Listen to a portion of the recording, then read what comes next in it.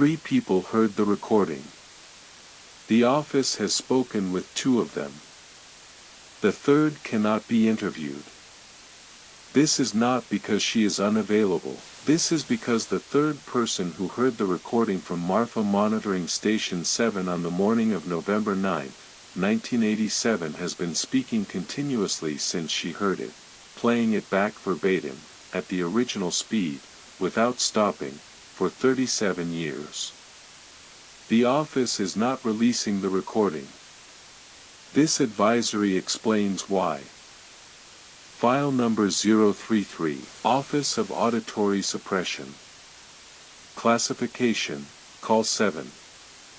The recording was made at 3:47 a.m. on a reel-to-reel unit at Monitoring Station 7, Marfa, Texas. It runs for 11 minutes and 14 seconds. 3 technicians were present. The office sealed the tape at 6:02 a.m. the same morning. It has been reviewed internally 4 times. The office has not permitted external review. This advisory describes what the 2 interviewable subjects reported hearing. The office requires the following from anyone who believes they have heard a reproduction of the Marfa recording. First, do not repeat what you heard to anyone who was not present. In 2 documented cases, verbal reproduction of even partial content initiated secondary exposure. Second, note the time you first heard it and calculate backward to the last time you slept. The interval is relevant.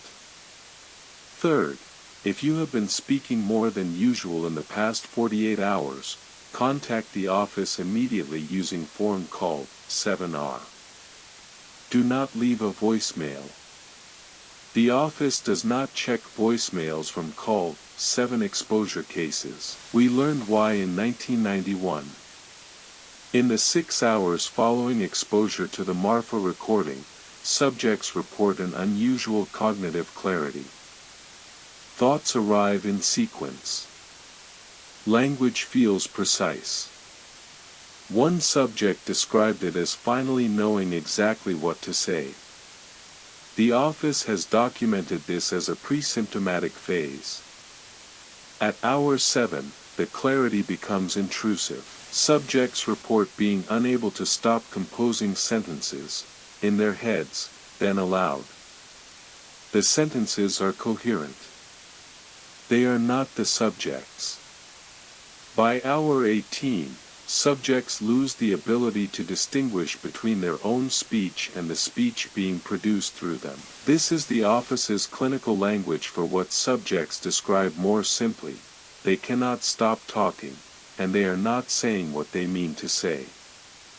The content of advanced stage speech has been reviewed by the office. The patterns match the Marfa recording in structure if not in exact content. The office believes the recording is not a fixed text. It is a template. It is using the subject's vocabulary. This is not psychosis.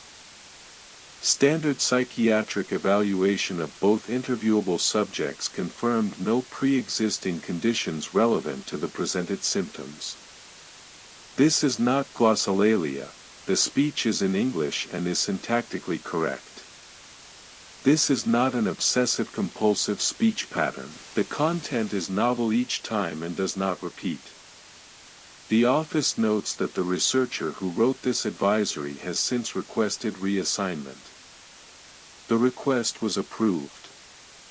The replacement researcher has heard the tape. Call 7-1. Male subject. 29. First technician present during the November 9th recording. Interviewed 11 days after exposure. Reported hearing a voice on the recording that he recognized as his own voice, speaking words he had never said, describing events that had not yet occurred. 4 of those events have since occurred. He has been unavailable for follow-up since 2003. His whereabouts are documented in a sealed file. Call 7-2.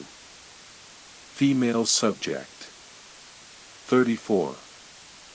second technician, interviewed 3 days after exposure at 14 Creston Avenue, Marfa, Texas.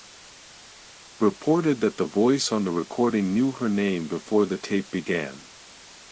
She is the subject currently speaking. The office visits her annually. The content of what she says is transcribed and reviewed.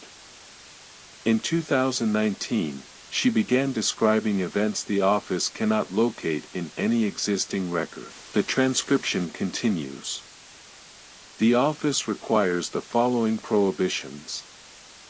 Prohibition 1. Do not attempt to obtain the Marfa recording through any channel.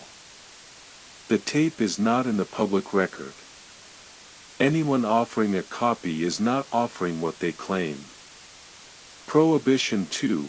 Do not discuss the recording with anyone who has not heard it. Prohibition 3. Do not record yourself speaking in the 48 hours following this advisory. Submit Form Call 7S before resuming audio recording of any kind. Prohibition 4. Do not listen to recordings of other people speaking alone, at night, at elevated volume.